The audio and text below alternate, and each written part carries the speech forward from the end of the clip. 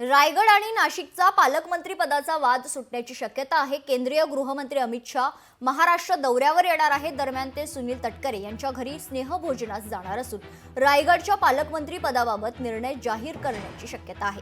अमित शाह हे सुनील तटकरे यांच्या घरी भोजनास जाणार असल्याने गोगावले समर्थकांमध्ये चिंतेचं वातावरण आहे। पण अमित शाह हे सारासार विचार करूनच निर्णय घेतील अशी खरं तर आशा आता सगळ्यांनी व्यक्त केली आहे। दरम्यान मुंबई भेटीत अमित शाह हे भाजपच्या वरिष्ठ नेत्यांसोबत चर्चा करण्याची शक्यता आहे।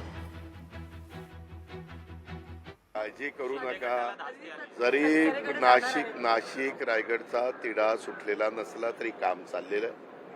आम्ही मला म्हणजे मुख्यमंत्र्यांनी स्वतः लक्ष घालून तिथला जिल्हा नियोजनचं काय जो काही त्यांचं बजेट असतं ते आम्ही दिलेलं आहे, निधी दिलेला आहे, दोन्हीकडे निधी वाढवलेला आहे।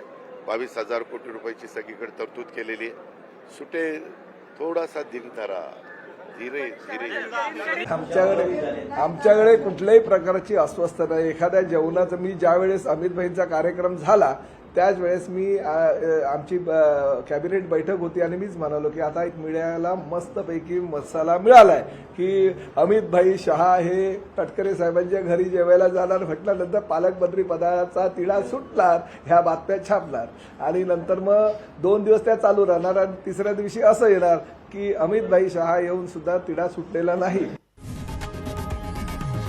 लोकशाही मराठी ऐका, पहा, जागरूक रहा।